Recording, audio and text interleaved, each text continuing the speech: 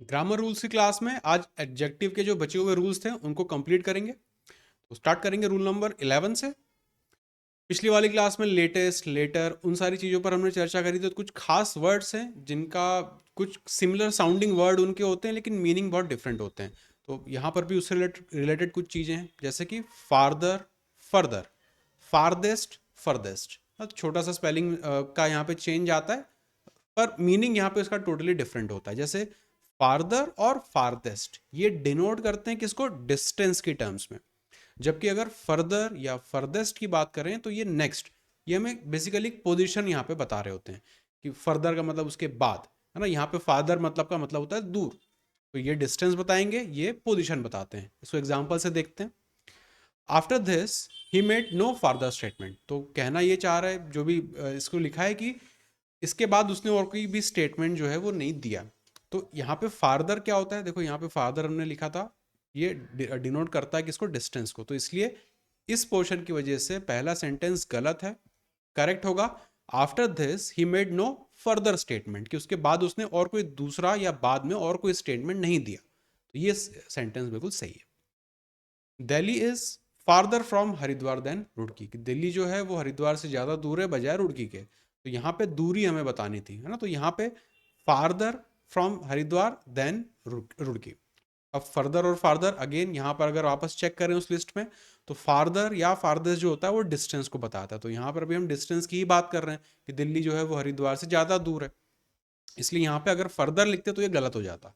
Farther यहाँ पे बिल्कुल सही है, ये दूरी के बारे में यहाँ पे बात हो रही है।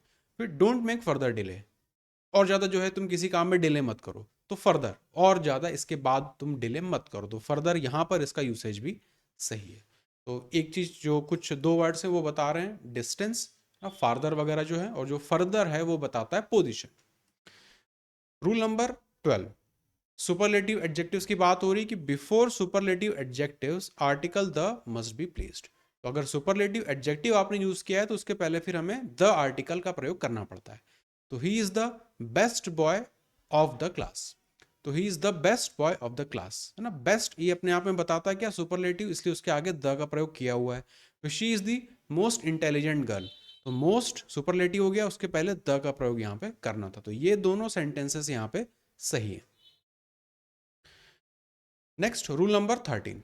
अगेन यहाँ पर अब अपने को देखना है नियरेस्ट और नेक्स्ट, इन दोनों का यूसेज वाइज किस तरह से हम लोग सेंटेंस में प्रयोग करते हैं। तो नियरेस्ट जो है, नियरेस्ट वो बताएगा या वो दर्शाएगा डिस्टेंस के टर्म्स को, और जो नेक्स्ट है वो बताएगा पोजीशन को। तो वही जो फार्दर और फर्दर वाला जो कंसेप्ट है बिल्कुल सेम यहाँ पे लगेगा। तो नियरेस्ट डिस्टेंस के हिसाब से बताएंगे कि नियरेस्ट शॉप, नियरेस्ट वेंडर या जो भी चीज़ है, और नेक्स्ट पोजिशन को बताता है कि उसके बाद ये, उसके बाद ये, इस तरह से। सेंटेंस को देखें, he was sitting next to me ना, he was sitting next to me, कि वो बिल्कुल मेरे बगल में बैठा था। तो नेक्स्ट यहाँ पे पोजीशन बताता है, इसलिए यहाँ पे ये सही है। Take me to the nearest station, सबसे नज़दीकी स्टेशन जो हो वहाँ पर मुझे ले चलो। तो नियरेस्ट डिस्टेंस बता रहा है कि सबसे नज़दीकी जो हो, तो यहाँ पर ये सेंटेंस भी सही है। This is the next post office to my house, या फिर this is the nearest post office to my house. अब इन दोनों में अगर देखें तो पोस्ट ऑफिस अपना नियरेस्ट बताना चाहिए कि सबसे नज़दीकी पोस्ट ऑफिस है मेरे घर के वो ये वाला है।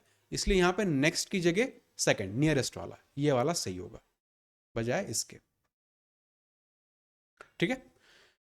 Next rule number 14, Elder, older, इसका प्रयोग। तो सीजीएल का जब एक शिफ्ट सॉल्व कर रहे थे तो वहां पे इससे भी जुड़ा एरर था, जहां पे एल्डर ओल्डर को उन्होंने मिक्स करके यूज कर लिया था।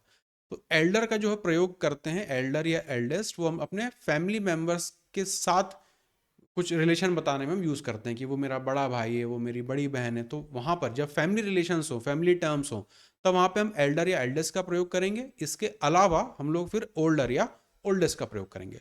तो कोई चीज़ भी होगी तो उसके लिए भी हम एल्डर या एल्डेस्ट नहीं करेंगे, उसके लिए हम फिर ओल्डर का प्रयोग करेंगे। और दूसरा, elder takes to after it while older takes than. तो he is elder to me ना, जैसे सीनियर टू मी कल वाली क्लास में देखा था, सीनियर जूनियर, तो वहाँ पे एल्डर भी था। तो एल्डर टू मी। ओल्डर अगर है तो उसके साथ फिर हम लोग देन का प्रयोग करते हैं। I have an older brother, तो यहाँ पे भाई है, तो भाई तो अपना ब्लड रिलेशनशिप है, तो इसलिए यहाँ पे ओल्डर नहीं, यहाँ पे यूज होना चाहिए एल्डर। एल्डर यहाँ पे अब ये करेक्ट हो जाएगा। Next, Mohan is the eldest boy in the town. तो ये बताना चाह रहे हैं कि जो मोहन है वो इस टाउन में सबसे बड़ा है बाकी बाकी बच्चों से। तो मोहन से यहाँ पे कोई डायरेक्ट अपना ब्लड रिलेशनशिप तो है नहीं, फैमिली मेंबर की तरह तो यहाँ पे बताया नहीं गया है, इसलिए यहाँ पे एल्डेस्ट की जगह हम लोग ओल्डर यूज करना पसंद करेंगे ना। इज द ओल्डेस्ट बॉय, कि बाकी बच्चों में से मोहन जो है वो सबसे बड़ा है, तो वो हो जाएगा oldest boy. Rule number 15, less और फ्यूअर। इसका यूसेज कब करना होता है, कब नहीं करना होता है। तो लेस जो है वो क्वांटिटी को बता रहा होता है। अब ये क्वांटिटी और नंबर को हमने पहले भी देखा था। ऐसी चीज़ें जिन्हें हम काउंट कर सकते हैं तो उसके आगे हम उसके साथ हम नंबर वाली चीज़ें यूज़ करते हैं, और ऐसी चीज़ें जिन्हें हम काउंट नहीं कर सकते हैं ना, अनकाउंटेबल होती है, उसके साथ हम क्वांटिटी बताते हैं, more less, more than this, इस तरह से। तो लेस और फ्यूअर, लेस को ज़्यादातर हम जो कंटेक्स्ट होगा वो क्वांटिटी की टर्म में यूज़ करना चाहेंगे, और फ्यूअर जो है उसको हम न्यूमेरिकल के टर्म्स में यूज़ करना चाहेंगे। जैसे एग्जांपल देखें, there is fewer sugar in your tea than in mine, कि तुम्हारी चाय में मेरी चाय से कम चीनी है, ये बताना चाह रहे। तो अब जो शुगर होता है वो तो अनकाउंटेबल होता है ना, तो नंबर वगैरह तो नहीं बताना चाहेंगे, वो क्वांटिटी की टर्म्स अपने को यूज करना होता है।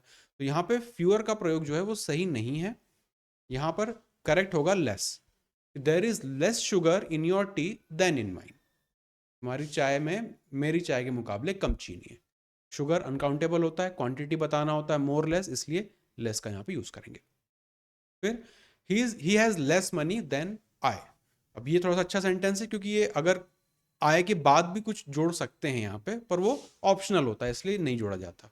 तो he has less money than I, पूरी तरह से होता he has less money than I have, उसके साथ एसोसिएटेड वर्ब आता है, लेकिन इसे ऑब्लिक सेंटेंस बोलते हैं, इसलिए बाद वाले पार्ट में लिखना जरूरी नहीं होता है। जो लिखा है वो सही है कंटेक्स्ट के टर्म्स में। तो मनी की बात हो रही है, तो अगर यहाँ पे यूज करते कि he has fewer money than I या फिर he has less money than I, तो मनी के साथ उसके पास मुझसे कम पैसे हैं, तो यहाँ पे मोर और लेस के टर्म में लेस जो है वो बिल्कुल सही है।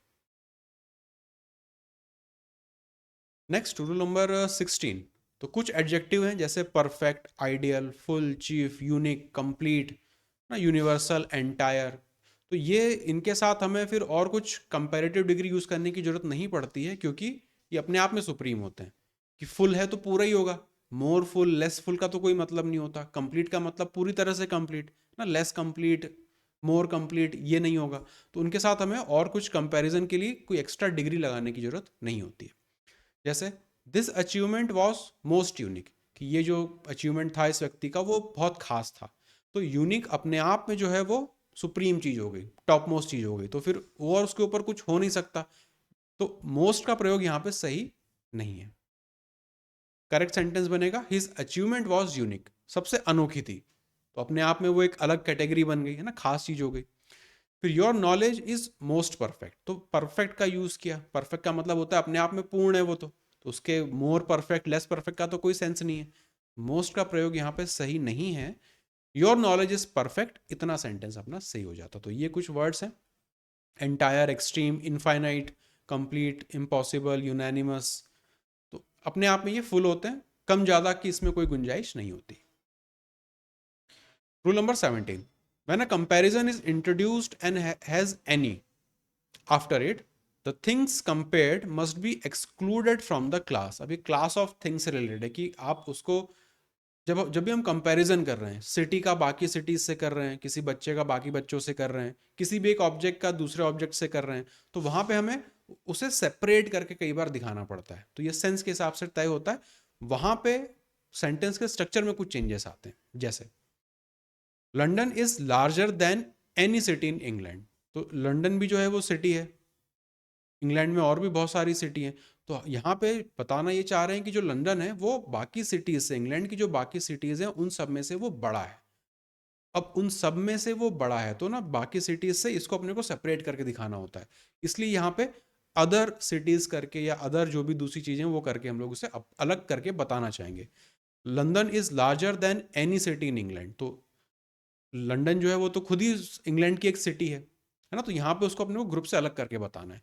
ये सही नहीं है। करेक्ट सेंटेंस होगा London is larger than any other city in England, कि लंदन जो है वो बाकी सिटीज के कंपैरिजन में सबसे बड़ी सिटी है ना, तो एनी अदर। अब ये सेंटेंस हो गया सही। तो बाकी इंग्लैंड की सिटीज बहुत सारी सिटीज हैं, लंदन भी उसमें से एक है, लेकिन बाकी सिटीज को हमें अलग करके दिखाना है, इस लंदन से।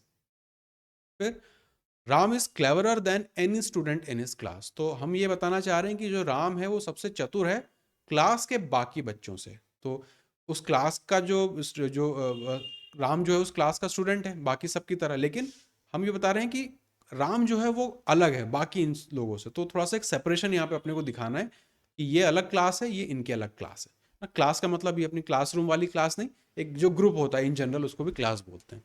Ram is cleverer than any student in his class, ये यूसेज गलत है।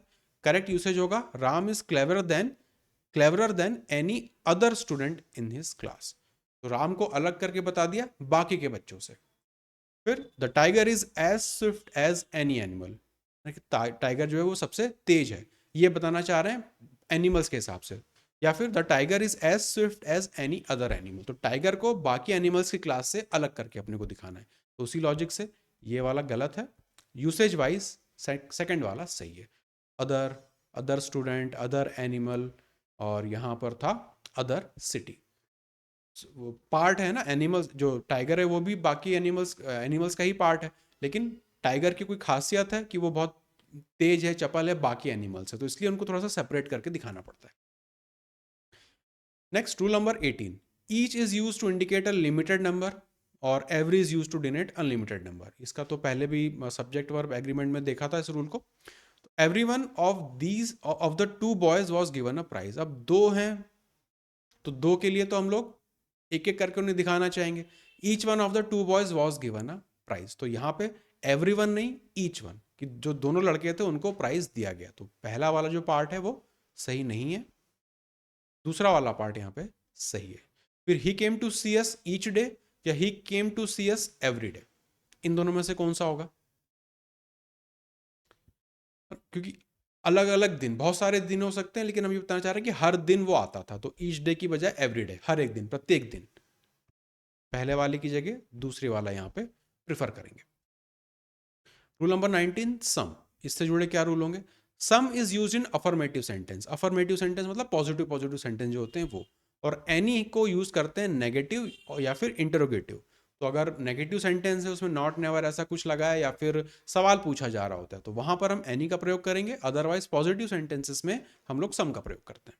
एग्जाम्पल देखें, I do not want some chocolates या फिर I do not want any chocolates. तो किसी ने चॉकलेट पेश करी, वो कह रहा है कि नहीं मुझे चॉकलेट नहीं खानी, मुझे चॉकलेट नहीं चाहिए। तो यहाँ पे सम नहीं, क्योंकि ये नेगेटिव सेंटेंस अपना बन रहा है ना, नॉट आ रहा है नेगेटिव सेंटेंस बना देता है, इसलिए पहला वाला गलत सेंटेंस है, दूसरा वाला यूसेज वाइज बिल्कुल सही है। I don't want any chocolates, मुझे कोई बिल्कुल भी चॉकलेट की जरूरत नहीं है। दूसरा देखें, I will have any tea या फिर I will have some tea. कि आप किसी के घर गए, उन्होंने पूछा चाय नाश्ता क्या लेंगे, तो आप यूँ कह रहे हैं कि मैं चाय लेना पसंद करूंगा। तो यहाँ आई विल हैव एनी टी, अब पॉजिटिव सेंटेंस चल रहा है तो इसलिए यहाँ पे एनी का प्रयोग जो है वो गलत है। I will have some tea, अब ये सही है। Did you go somewhere last night या फिर did you go anywhere last night, तो यूसेज वाइज ही इसको तो देख सकते हैं, कॉमन सा स्टेटमेंट है। यहाँ पे करेक्ट कौन सा होगा? हाँ एनीवेयर, क्योंकि क्वेश्चन मार्क इंटरोगेटिव सेंटेंस बन गया तो वहां पे सम की बजाय एनी का प्रयोग बेटर होता है। तो यहां पर भी अगेन सेकंड वाला सेंटेंस प्रेफर करेंगे, did you go anywhere last night. Rule number 20, possessive case comes after all and both. Special rule है, इसका ध्यान रखना पड़ता है। ऑल और बोथ के बाद पॉजिटिव केस अपने को लगाना पड़ता है। जैसे सेंटेंस देखें, my all friends have gone to picnic, मेरे सारे दोस्त जो हैं वो पिकनिक पर गए हैं, एक तरीके से ये लिख सकते हैं। या फिर all my friends have gone to picnic, all हो बोथ हो उसके बाद हमें पॉजिटिव केस लिखना होता है। तो माई पहले नहीं आएगा, ऑल पहले आएगा। इस वजह से, इस ऑर्डर की वजह से ये गलत है और ये वाला ऑर्डर यहाँ पे सही है। कि अगर मुझे बताना कि मेरे दोनों पैर दुख रहे हैं तो मैं वहाँ पे ये नहीं लिखूंगा कि my both legs are aching, मैं वहाँ पे लिखूंगा कि both my legs are aching, both my, है ना। तो पहले ऑल या बोथ, उसके बाद फिर पॉजिटिव केस वहाँ पे हम लिखेंगे।